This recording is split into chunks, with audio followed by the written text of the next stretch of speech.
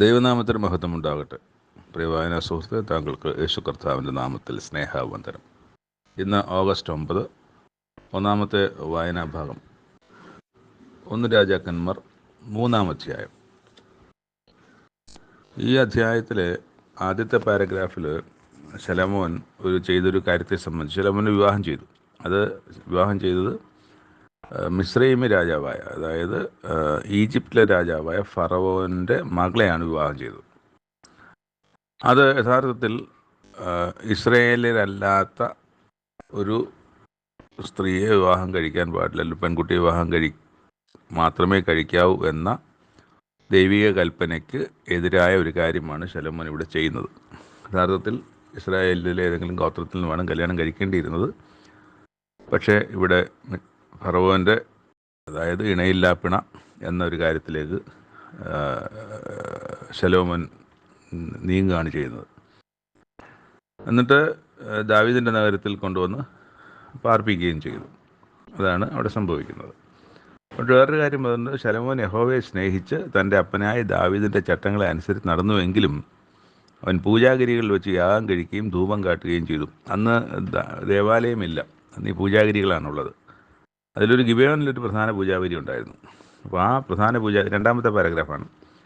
അവിടെ 1000 ഹോമയാഗം അർപ്പിച്ചു. അന്ന് രാത്രി ഗിബെയോനിൽ വെച്ച് ദൈവം രാത്രി ശലോമോന് സ്വപ്നത്തിൽ പ്രത്യക്ഷനായി.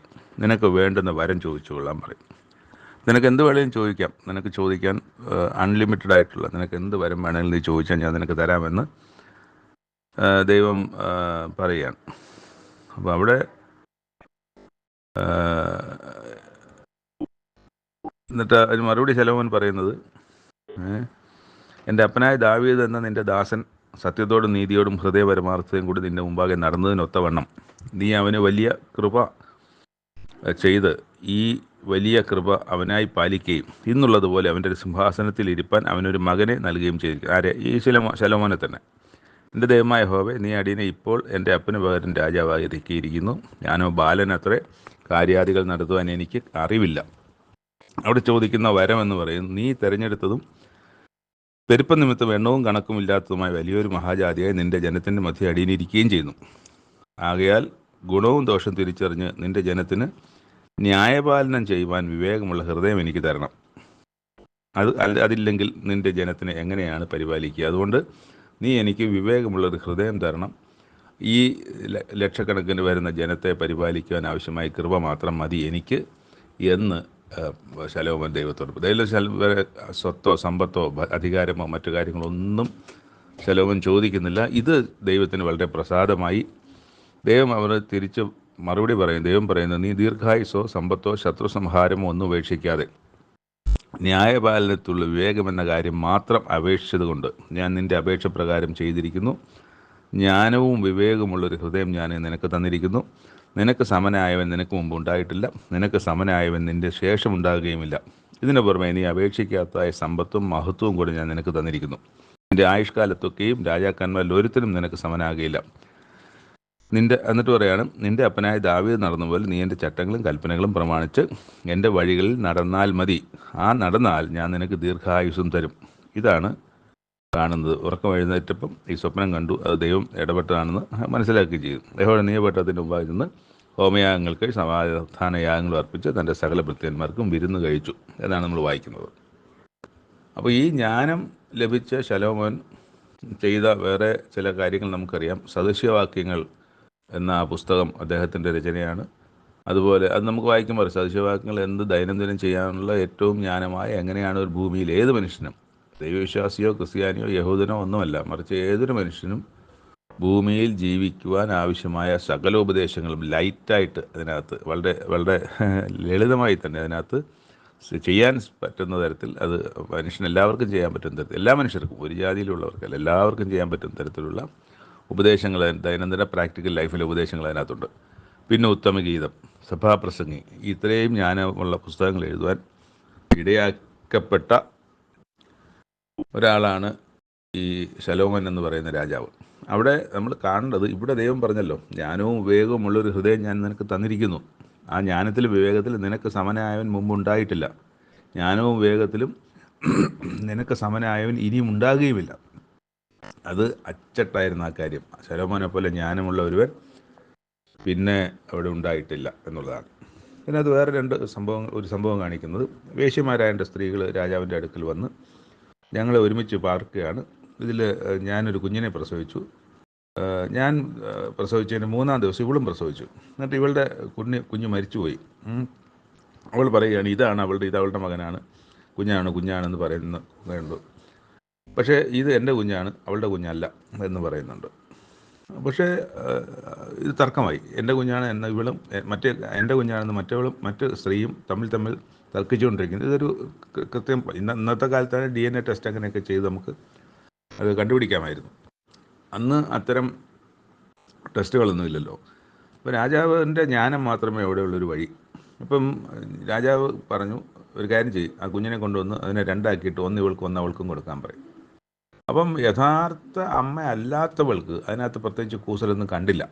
അവൾ എന്തെങ്കിലും ആകട്ടെ എന്ന രീതിയിൽ അവൾ നിൽക്കുന്നത്. അവളുടെ നിസ്സംഗത നോട്ട് ചെയ്യപ്പെട്ടു രാജാവ്. എന്നാൽ യഥാർത്ഥ അമ്മ പറഞ്ഞു, അയ്യോ അവളെ കുഞ്ഞിനെ കൊല്ലുന്നേ, അവൾക്ക് തന്നെ കൊടുത്തേക്കാൻ പറഞ്ഞു. മനസ്സിലായോ? യഥാർത്ഥ അമ്മ പറഞ്ഞു അതിനെ കൊല്ലരുത്, അത് എൻ്റെ കുഞ്ഞ് എൻ്റെതാണെങ്കിലും അവൾക്ക് കൊടുത്തേക്കാൻ പറയും. മറ്റവളാണെങ്കിൽ അത്തരം ഒരു ഇമോഷണൽ ആക്ട് ഇതിലേക്ക് വരാതെ നിസ്സംഗയായി നിൽക്കുന്നത് കാണും. രാജാവിന് മനസ്സിലായി യഥാർത്ഥ അമ്മ ആരെന്ന് മനസ്സിലായി. അങ്ങനെ അത് യഥാർത്ഥ അമ്മയ്ക്ക് ആ കുഞ്ഞിനെ കിട്ടുകയും ചെയ്തു. ഇതാണ് ഒരു ജ്ഞാനമായ പ്രവൃത്തി. അവിടെ ആദ്യമായി ജനമെല്ലാം അറിയുന്ന ഒരു കാര്യം. രാജാവ് കൽപ്പിച്ച വിധി ഇസ്രായേലൊക്കെയും കേട്ടു. ന്യായപാലനം ചെയ്യുവാൻ ദൈവത്തിൻ്റെ ജ്ഞാനം രാജാവിൻ്റെ ഉള്ളിൽ ഉണ്ട് എന്ന് കണ്ട് ഈ രാജാവിനെ ജനം ഭയപ്പെട്ടു എന്നാണ് നമ്മൾ. അപ്പം എല്ലാം അറിയാം. ഇപ്പം നമ്മൾ മുമ്പിൽ ചെന്ന് നിൽക്കുമ്പം നമ്മുടെ ഹൃദയവും നമ്മൾ ചെയ്ത പ്രവൃത്തിയൊക്കെ രാജാവിന് മുന്നമേ അറിയുന്നു എന്നുള്ള ജ്ഞാനമാണ്. അപ്പം അങ്ങനെ അറിയുന്ന ഒരാൾക്ക് മുമ്പിൽ ചെന്ന് നിൽക്കാൻ ഭയപ്പെടും. ഒരു തെറ്റ് ചെയ്തിട്ട് നിന്നാൽ ഭയപ്പെടും. അപ്പോൾ അത്തരം ഒരു ഭയം ജനത്തിനൊക്കെ ഉണ്ടായി എന്നുള്ളത്. അപ്പോൾ ശലോമോൻ നിസ്സാരപ്പെട്ടവനല്ല. ശലോമോൻ്റെ മുമ്പിൽ ചെന്ന് പെടാൻ ഇടയാകാതെ വണ്ണം, അത് കുറ്റം ചെയ്ത് ചെന്ന് മുമ്പിൽ പെടാതിരിക്കാൻ തക്കവണ്ണം സൂക്ഷിക്കണമെന്നുള്ളൊരു ഭയം ജനത്തിനും പിടിപെട്ടു. ഭയം എന്ന് ഇവിടെ എഴുതിയിരിക്കുന്നെങ്കിലും പലതരത്തിലുള്ള കാര്യങ്ങൾ അതിനകത്ത് ഉൾപ്പെടാം. ഞാനിപ്പോൾ ഒരു കാര്യമേ പറഞ്ഞുള്ളൂ. എന്നാൽ ഒരുപാട് കാര്യങ്ങളിൽ ആ ദൈവത്തിൻ്റെ പുരുഷനായ ശലോമോനെ ജനം ബഹുമാനിച്ചു എന്ന് പറയാം, ഭയപ്പെട്ടു എന്ന് പറയാം, അംഗീകരിച്ചു എന്ന് പറയാം. പല കാര്യങ്ങളും ആ ഒരു ഭയപ്പെട്ടു എന്നൊരു വാക്കിനകത്ത് ഉണ്ട്. രണ്ടാമത്തെ വായനാ ഭാഗം യിരെമ്യാ പ്രവാചകൻ്റെ പുസ്തകം 30-ാമത്തെ അധ്യായം. ഈ അധ്യായത്തിൽ യിരെമ്യാ പ്രവാചകനോട് ദൈവം ഒരു കാര്യം പറയുന്നത്, ഞാൻ നിന്നോട് അരുളി ചെയ്തിരിക്കുന്ന സകല വചനങ്ങളെയും ഒരു പുസ്തകത്തിൽ എഴുതി വെക്കുക എന്നാണ്. അപ്പം അങ്ങനെ എഴുതപ്പെട്ടൊരു പുസ്തകമാണ് യിരെമ്യാ പ്രവാചകൻ്റെ പുസ്തകം. അപ്പോൾ ആദ്യം മുതൽ എഴുതി കാണത്തില്ല, പിന്നീട് ദൈവം എഴുതാൻ പറയുമ്പോഴായിരിക്കും എഴുതുന്നത്. നീ ഇന്നടുത്ത് പോകാൻ പറയുമ്പോൾ അവിടുന്ന് എഴുതിയിട്ട് രാവിലെ പോകുന്നു, ഉടനെ അത് എഴുതി വെക്കുന്നൊന്നുമില്ലല്ലോ. അങ്ങനെ ആകാനാണ് സാധ്യത. പിന്നീട് ദൈവം ഇവിടെ നമ്മൾ ഈ 30-ാം അധ്യായത്തിൽ എഴുതാൻ പറയുമ്പോൾ ഇതെല്ലാം ഒരു ഓർമ്മയിൽ യിരെമ്യാ പ്രവാചകൻ എഴുതുന്നതായിരിക്കണം. അത് കഴിഞ്ഞിട്ട് ഞാൻ ഇസ്രായേലിനും യഹൂദയും രണ്ടും പ്രവാസത്തിലേക്ക് പോകുന്നുണ്ട്. ഇസ്രായേൽ പോകുന്നിടത്തേക്കല്ല യഹൂദ പോകുന്നത് എന്നുള്ളതാണ് വ്യത്യാസം. മറ്റ് അശൂര്യരുടെ കീഴിലാണ് ഇസ്രായേൽ പോകുന്നതെങ്കിൽ അതിനുശേഷം ഏകദേശം 100 വർഷം, 110, 115, 120 വർഷം കഴിഞ്ഞിട്ട് ബാബേലിലേക്കാണ് യഹൂദ പ്രവാസത്തിലേക്ക്. അവരെല്ലാം തിരികെ വരുത്തുമെന്നാണ് പറയുന്നത്. മടക്കി വരുത്തും അവരുടെ ദേശത്തേക്ക്. ഞാനതിനെ മടക്കി വരുത്തും, അവർ അതിനെ കൈവശമാക്കും. അപ്പോൾ ശിക്ഷയുണ്ടെങ്കിലും ശിക്ഷ എന്നത്തേക്കുമായിട്ട് നശിപ്പിക്കാനുള്ള ശിക്ഷയല്ല. ശിക്ഷകളെല്ലാം മടങ്ങി വരുവാനുള്ളതാണ് ഈ ശിക്ഷകളൊക്കെ, അല്ലാതെ അത് നശിപ്പിക്കാനുള്ളതല്ല. പക്ഷേ അതിനകത്ത് ചിലരൊക്കെ നശിച്ചു പോവുക, മരിച്ചു പോവുകയൊക്കെ ചെയ്യുന്നുണ്ട്, അത് സത്യം തന്നെ. പക്ഷേ ജനത്തെ ഒന്നടങ്കം നോക്കുമ്പോൾ ഒരു മടങ്ങി വരവിന് അവരെ പ്രേരിപ്പിക്കുന്ന, അവരുടെ തെറ്റിനെക്കുറിച്ച് ബോധ്യപ്പെടുത്തുന്ന സംഗതികളാണ് ഈ ശിക്ഷകളെല്ലാം. അതാണ് ഇവിടെ പറയുന്നത്, ഞാൻ അവരെ മടക്കി വരുത്തും എന്ന് തന്നെയാണ് ദൈവം പറയുന്നത്. അത് എന്നിട്ട് പറയുന്നത്, ആ നാൾ വേറെ ഇല്ലാതെ വണ്ണം അത് വലുതായിരിക്കുന്നു. യാക്കോബിനത് കഷ്ടകാലം. യാക്കോബ് എന്ന് പറഞ്ഞാൽ ഇസ്രായേലിനത് കഷ്ടകാലം. എങ്കിലും ഇസ്രായേൽ അതിൽ നിന്ന് രക്ഷിക്കപ്പെടും എന്ന് നമ്മൾ വായിക്കുന്നു. അവർ തങ്ങളുടെ യഹോവയെയും ഞാൻ അവർക്ക് എഴുന്നേൽപ്പിപ്പാനുള്ള രാജാവായ ദാവീദിനെയും സേവിക്കും. അപ്പോൾ ഇവിടെ ദാവീദിനെ സേവിക്കുന്നത് ദാവീദിൻ്റെ പുത്രനായ യേശുക്രിസ്തുവിനെ സേവിക്കുമെന്നാണ്. അപ്പോൾ അത് എത്രയോ വിദൂരമായൊരു കാലത്തേക്കുള്ള ഒരു പ്രവചനമാണ് നമ്മളവിടെ കാണുന്നത്. ഇന്നും അത് നിറവേറ്റിയിട്ടില്ല. യേശുക്രിസ്തുവിൻ്റെ കാലം കഴിഞ്ഞിട്ട് തന്നെ ഇപ്പോൾ 2000 വർഷം ആകുന്നു. അതിനും നൂറ്റാണ്ടുകൾക്ക് മുമ്പാണ് യിരെമ്യാ പ്രവാചകൻ എഴുതുമ്പോൾ യിരെമ്യാ പ്രവാചകന് ശേഷം ക്രിസ്തുവിൻ്റെ കാലം വരെ, ക്രിസ്തുവിന് ശേഷം ഇന്നുള്ള കാലം വരെ, ഇതുവരെയും ആ ദാവീദിൻ്റെ എഴുന്നേൽപ്പാനുള്ള ദാവീദ് ഇതുവരെയും വന്നിട്ടില്ല. അപ്പോൾ ഇനിയും എത്ര ദൂരം, ഇനി 2000 വർഷം എടുക്കുമോ 4000 വർഷം എടുക്കുമെന്ന് നമുക്കറിയില്ല. എന്തായാലും അത് സംഭവിക്കുമെന്നുള്ളത് നമ്മൾ വിശ്വസിച്ച് നമ്മൾ മുന്നോട്ട് പോകുന്നവരാണ്. അപ്പോൾ ഇവിടെ ആ ദാവീദിനെ എഴുന്നേൽപ്പിക്കുകയും ഈ ഇസ്രായേൽ, ഈ യഹൂദ, ഇവർ തന്നെ, ഈ ദൈവജനം തന്നെ ആ യേശുക്രിസ്തുവിനെ സേവിക്കും എന്ന് തന്നെയാണ് ഇവിടെ എഴുതുന്നത്. ഇന്ന് യേശുക്രിസ്തുവിനെ സേവിക്കുന്ന, യേശുക്രിസ്തുവിനെ അംഗീകരിക്കുകയോ സ്നേഹിക്കുകയോ സേവിക്കുകയോ ബഹുമാനിക്കുകയോ ചെയ്യുന്ന ഒരു സമൂഹമല്ല ഇന്നത്തെ നമ്മൾ കാണുന്ന ഇസ്രായേൽ അല്ലെങ്കിൽ യഹൂദ ജനം എന്ന് പറയുന്നത്. അപ്പോൾ അവർ ഇനി കുത്തിയവങ്കിലേക്ക് നോക്കുന്നൊരു കാലം വരും. ആ കുത്തിയവങ്കിലേക്ക് നോക്കുകയും ആ കുത്തിയവനെ അംഗീകരിക്കുകയും ആ കുത്തിയവൻ തൻ്റെ രാജാവായി വരുന്ന സമയത്ത് ആ രാജാവായി അവർ ആ രാജാവിൻ്റെ കീഴിൽ വാഴുകയും ചെയ്യുന്നൊരു കാലത്തിലേക്ക് അവർ വരും എന്നുള്ളത് തന്നെയാണ് ദൈവത്തിൻ്റെ അരുളപ്പാട്. അത് നമ്മളും വിശ്വസിക്കുന്നുണ്ട്. അത് പക്ഷേ യഹൂദയ്ക്ക് മാത്രമല്ല, ലോകത്താകമാനം എല്ലാ ദേശത്തും ക്രിസ്തുവിൻ്റെ ഒരു യേശുവിൻ്റെ വാഴ്ച, ഭരണം ഉണ്ടാകുമെന്ന് തന്നെയാണ് നമ്മൾ വിശ്വസിക്കുന്നത്. ഇവിടെയും അത്തരം കാര്യങ്ങളെക്കുറിച്ച് തന്നെയാണ് ഞാൻ വായിക്കുന്നത്. അവർ വർദ്ധിപ്പിക്കും, അവരുടെ എണ്ണം കൂടും, അവരുടെ ജനസംഖ്യ കൂടുന്നതിനെ സംബന്ധിച്ച് പറയുന്നുണ്ട്. അവർ പിന്നീട് ഒരിക്കലും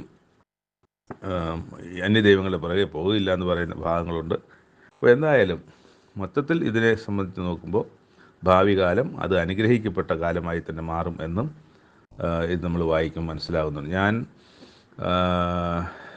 ഞാൻ അവരെ മഹത്വീകരിക്കും, അവർ എളിമപ്പെടുകയുമില്ല, അവരുടെ മക്കളും പണ്ടത്തെ പോലെയാകും, അവരുടെ സഭ എൻ്റെ മുമ്പാകെ നിവർന്നു നിൽക്കും, അവരെ ഉപദ്രവിക്കുന്ന എല്ലാവരെയും ഞാൻ സന്ദർശിക്കും, അവരുടെ പ്രഭു അവരിൽ നിന്ന് തന്നെ ഉണ്ടാകും, അവരുടെ അധിപതി അവരുടെ നടുവിൽ നിന്ന് ഉത്ഭവിക്കും, ഞാൻ അവനെ അടുപ്പിക്കും, അവൻ എന്നോട് അടുക്കും, അല്ലാതെ എന്നോട് അടുപ്പാൻ ധൈര്യപ്പെടുന്നവനാർ എന്ന യഹോവയുടെ അരുളപ്പാട്. അങ്ങനെ നിങ്ങൾ എനിക്ക് ജനമായും ഞാൻ നിങ്ങൾക്ക് ദൈവമായി ഇരിക്കും. യഹോവയുടെ ക്രോധം എന്ന ചുഴലിക്കാറ്റ്, കടുപ്പമായി അടിക്കുന്ന ചുഴലിക്കാറ്റ് തന്നെ പുറപ്പെടുന്നു, അത് ദുഷ്ടന്മാരുടെ തലമേൽ ചുഴന്നടിക്കും.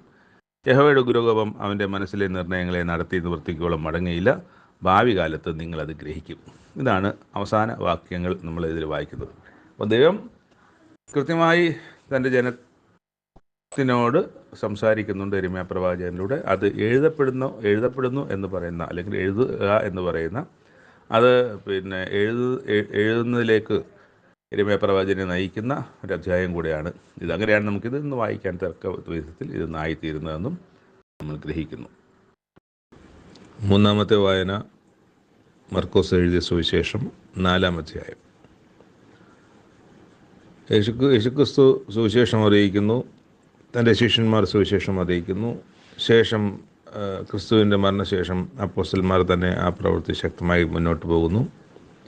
വീണ്ടും പല തലമുറകൾ, മാറി മാറി വന്ന തലമുറകൾ ഈ സുവിശേഷം ഭൂമിയിലൊക്കെയും അറിയിക്കാൻ വേണ്ടി അറിയിക്കുന്നു.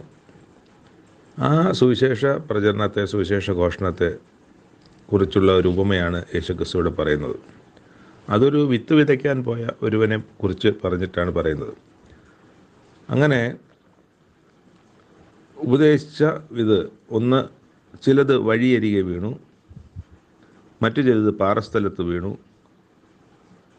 ചിലത് മുള്ളിനിടയിൽ വീണു, ചിലത് നല്ല മണ്ണിൽ വീണു. അപ്പം 4 സ്ഥലത്ത് വീഴുന്നതിനെക്കുറിച്ച് അവിടെ പറയുന്നുണ്ട്. അപ്പം 4 സ്ഥലത്തും വീഴുമ്പോൾ 4 വ്യത്യസ്തമായ കാര്യങ്ങളാണ് സംഭവിക്കുന്നത്. വിത്ത് വിതച്ചപ്പോൾ ആദ്യം അത് വഴിയരികെ വീണു, അത് പക്ഷികൾ വന്ന് തിന്നു തുടങ്ങി. ചിലത് പാറസ്ഥലത്ത് വീണതാണെങ്കിൽ അവിടെ മണ്ണില്ലാത്തത് കൊണ്ട് ഇളകി കിടന്ന മണ്ണുമൊക്കെ പെട്ടെന്ന് മുളച്ചു വന്നു. പക്ഷേ സൂര്യൻ ഉദിച്ചാറെ അത് ചൂട് തട്ടി കരിഞ്ഞുപോയി.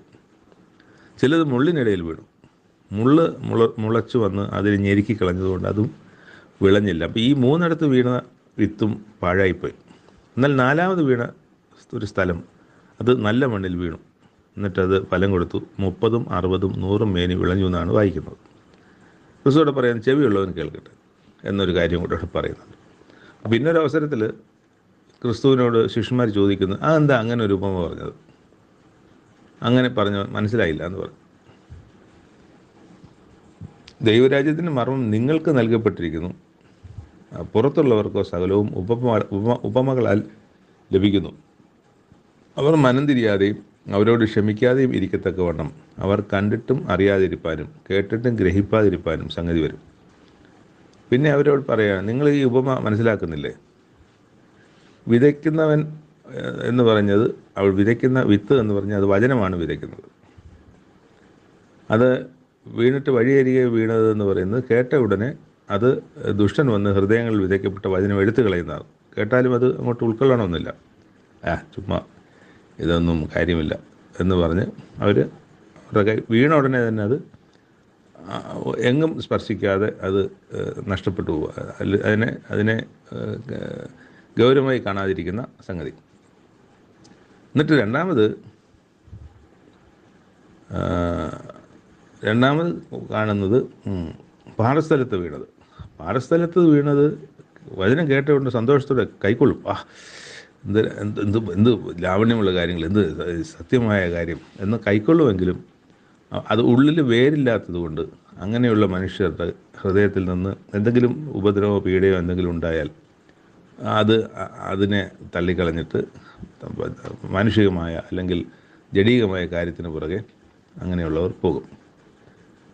അത് കഴിഞ്ഞിട്ട് മുള്ളിനിടയിൽ വിതയ്ക്കപ്പെട്ടതിനെക്കുറിച്ച് പറയുന്നുണ്ട്. അത് ഈ ലോകത്തിൻ്റെ ചിന്തകൾ, ധനത്തിൻ്റെ വഞ്ചന, ആഗ്രഹങ്ങൾ, ഈ ലോകത്തിൻ്റെതായ മോഹങ്ങൾപ്പെട്ട് അതിനേക്കാളും പ്രാധാന്യം വചനത്തിന് കൊടുക്കാൻ കഴിയില്ല. അതിനാണ് പ്രാധാന്യം കൊടുക്കുക. അപ്പം അങ്ങനെ ആ വചനത്തെ തള്ളിക്കളയുന്ന ഒരവസ്ഥ. എന്നാൽ നല്ല മണ്ണിൽ വിതയ്ക്കപ്പെട്ട് വചനം കേൾക്കുകയും അംഗീകരിക്കുകയും അതിനെ ഏറ്റെടുക്കുകയും അതിൽ തന്നെ ജീവിക്കുകയും ചെയ്യുന്നവർ, അതിനെ വ്യാപാരം ചെയ്യുന്നവർ, മറ്റുള്ളവർ അറിയിക്കുന്നവർ, അവർ 30 മേനി വിളയും, ചിലർ 60 മേനി വിളയും, ചിലർ 100 മേനി വിളയും. എന്നിട്ട് ക്രിസ്തു പറയുന്നത് വിളക്ക് കത്തിച്ച് പറയിൻ്റെ കീഴിലല്ല വെക്കുന്നത്, കട്ടിൽ കീഴിലുമല്ല വെക്കുന്നത്, മറിച്ച് അത് വിളക്ക് തണ്ടിൻ്റെ മേലാണ് വെക്കുക. എന്നാലേ അത് എല്ലാവർക്കും വെളിച്ചം ലഭിക്കുകയുള്ളൂ. അപ്പോൾ വേറൊരു കാര്യം പറയുന്നത്, വെളിപ്പെടുവാനുള്ളത് ആണ് എല്ലാം. ഒരു കാര്യവും ഗൂഢമായി ഇരിക്കുന്നില്ല. ഇന്നല്ലെങ്കിൽ നാളെ ഇതെല്ലാം വെളിപ്പെടുവാനുള്ളതല്ലാതെ ഒന്നും ഗൂഢമായിട്ടിരിക്കാനുള്ളതല്ല. അവിടെ വീണ്ടും പറയുന്നുണ്ട്, ചെവി ഉള്ളവൻ കേൾക്കട്ടെ. പിന്നെ ഒരു വളരെ പ്രധാനപ്പെട്ട കാര്യം ഇവിടെ പറയുന്നത്, ഉള്ളവന് കൊടുക്കും, ഇല്ലാത്തവനോടോ ഉള്ളതും കൂടെ എടുത്തു കളയും. അപ്പം നമുക്ക് ലഭിക്കണമെങ്കിൽ എന്തെങ്കിലും നമുക്ക് ഉണ്ടാകണം. ഒന്നുമില്ലാത്ത ശൂന്യമായ, ശുഷ്കമായ, വരണ്ട ഒരു ജീവിതവും ഹൃദയവും ഒക്കെയാണ് നമുക്കെങ്കിൽ നമുക്കൊന്നും ലഭിക്കും എന്ന് നമ്മൾ വിചാരിക്കാൻ പാടില്ല. അത് ഒരു ലോക നിയമം തന്നെ. നമ്മൾ ചുറ്റുപാട് നോക്കിയാൽ എന്തെങ്കിലുമൊക്കെ ഉണ്ടാകുന്നത് സമൃദ്ധിയിലേക്ക്, അത് ഭൂമിയായാലും ശരി തന്നെ, ആളുകളുടെ ജീവിതമായാലും ശരി തന്നെ, രാജ്യങ്ങളായാലും ശരി തന്നെ, ഒക്കെ നോക്കുമ്പോൾ എന്തെങ്കിലും ഉണ്ടെങ്കിൽ മാത്രമേ പുതുതായിട്ട് എന്തെങ്കിലും ഉണ്ടാകുകയുള്ളൂ, പുതുതായിട്ട് എന്തെങ്കിലും ലഭിക്കുകയുള്ളൂ. ഇപ്പോൾ ഒരാളുടെ കയ്യിൽ കുറച്ച് പണമുണ്ടെങ്കിൽ ആ പണം വെറുതെ ഇരുന്നാൽ അവിടെ ഇരിക്കുകയുള്ളൂ. എന്നാൽ വ്യാപാരം ചെയ്താലോ ആ വ്യാപാരം ചെയ്യുമ്പോൾ അത് വർദ്ധിക്കും. അപ്പോൾ അവിടുത്തെ ഉള്ളത് കൊണ്ടാണ്. അതുകൊണ്ട് ഉള്ളവന് കൊടുക്കും, ഇല്ലാത്തവനോ ഉള്ളതും കൂടെ എടുത്ത് കളയും എന്നും ക്രിസ്തു അവരോട് പറഞ്ഞു. ഇങ്ങനെ ഉപമകളാലാണ് ക്രിസ്തു പലപ്പോഴും പല കാര്യങ്ങളും പറഞ്ഞിട്ടുള്ളത്. കാരണം ഇത് ആളുകൾക്ക് മനസ്സിലാകണം, അല്ലാതെ പറഞ്ഞു കഴിഞ്ഞാൽ മനസ്സിലാകത്തില്ല. അപ്പോൾ അവരുടെ ജീവിതത്തിൽ അവർ കണ്ടും കേട്ടും അറിഞ്ഞും ഇരിക്കുന്ന പല കാര്യങ്ങളെ, ഇപ്പം ഒരു കാര്യം പറഞ്ഞാൽ, അപ്പൻ തൻ്റെ മക്കളോട് കരുണ കാണിക്കുന്നത് പോലെ ദൈവം തൻ്റെ ഭക്തന്മാരോട് കരുണ കാണിക്കുന്നു എന്ന് പറയുമ്പം അപ്പൻ്റെ കരുണ എന്താണെന്ന് അറിയുന്ന ആളുകളോടാണ് പറയുന്നത്. അപ്പൻ്റെ സ്നേഹം, അപ്പൻ്റെ കരുതൽ, അപ്പൻ്റെ പിന്നെ വ്യത്യസ്തമായ ക്വാളിറ്റി, അമ്മയിൽ നിന്ന് വ്യത്യസ്തമായ ക്വാളിറ്റി, അത് കണ്ട് വളരുന്ന ഒരു മകനെ, ഒരു മനുഷ്യനെ സംബന്ധിച്ചിടത്തോളം ആ മനുഷ്യനോട് പറയുന്നൊരു ഉപമയാണ്, അപ്പന് തൻ്റെ മക്കളോട് കരുണ തോന്നുന്നത് പോലെ ദൈവം തൻ്റെ ഭക്തന്മാരോട് കരുണ കാണിക്കും. അപ്പോൾ ഇങ്ങനെ ആണ് ദൈവം കാര്യങ്ങൾ പറയുന്നത്. മനുഷ്യന് മനസ്സിലാകുന്ന രീതിയിൽ ആണ് കാര്യങ്ങൾ പറയുന്നത്. പിന്നെ വേറെ ഒരു ഉപമ പറയുന്നുണ്ട്. അത് രാവും പകലും ഉറങ്ങിയും എഴുന്നേറ്റും ഇരിക്കെ അവൻ അറിയാതെ വിത്ത് മുളച്ചു വരുന്നത് പോലെയാകുന്നു. ഈ ദൈവരാജ്യത്തെ സംബന്ധിച്ച് പറയുന്നത്. ഭൂമി സ്വയമായി മുമ്പേ ഞാറും പിന്നെ കതിരും പിന്നെ കതിരിൽ നിറഞ്ഞ മണിയും ഇങ്ങനെ വിളയുന്നു. ധാന്യം വിളയുമ്പോൾ കൊയ്ത്തായതുകൊണ്ട് അവൻ ഉടനെ അരിവാൾ വെക്കുന്നു. പിന്നെ രൂപം പറഞ്ഞത്, അത് കടുകുമണിയോട് സദൃശ്യം. അത് മണ്ണിൽ വിതയ്ക്കും ഭൂമിയിൽ എല്ലാ വിത്തിലും ചെറിയത്, എങ്കിലും വിതച്ച ശേഷം വളർന്ന് സകല സസ്യങ്ങളിലും വലുതായി. ഒരിക്കലും കടുക് വലിയ ചെടിയല്ല, പക്ഷേ അവിടെ പറയുന്നത് കടുക് വലിയ ചെടിയായി വളർന്ന് ആകാശത്തിലെ പക്ഷികൾക്കും ഒക്കെ വസിപ്പാൻ തക്കവണ്ണം അത് വലിയ കൊമ്പുകളെ വിടുന്നതാണ്. അപ്പോൾ ആ കടുകിൽ നിന്ന് ഉണ്ടാകാനിരിക്കുന്ന വലിയ റിസൾട്ടിനെയാണ് അവിടെ പറയുന്നത്. പിന്നെ യേശുക്രിസ്തു അവിടുന്ന് ശിഷ്യന്മാരുമായിട്ട് പോകുന്ന സമയത്ത് ഒരു വലിയ ചുഴലിക്കാറ്റുണ്ടാകുന്നു. ആ ചുഴലിക്കാറ്റിൽ യേശുക്രിസ്തു കാറ്റിനെ ശാസിക്കുന്നു. ആ ശാസിക്കുന്നത് അത് അമർന്ന് വലിയ ശാന്തത ഉണ്ടാകുന്നതും അവർ അത് കണ്ട് കാറ്റും കടലും കൂടെ യേശുക്രിസ്തുവിനെ അനുസരിക്കുന്നുവല്ലോ എന്ന് പറഞ്ഞ് യേശുക്രിസ്തുവിൽ അത്ഭുതപ്പെടുന്നതും നമുക്ക് കാണാം.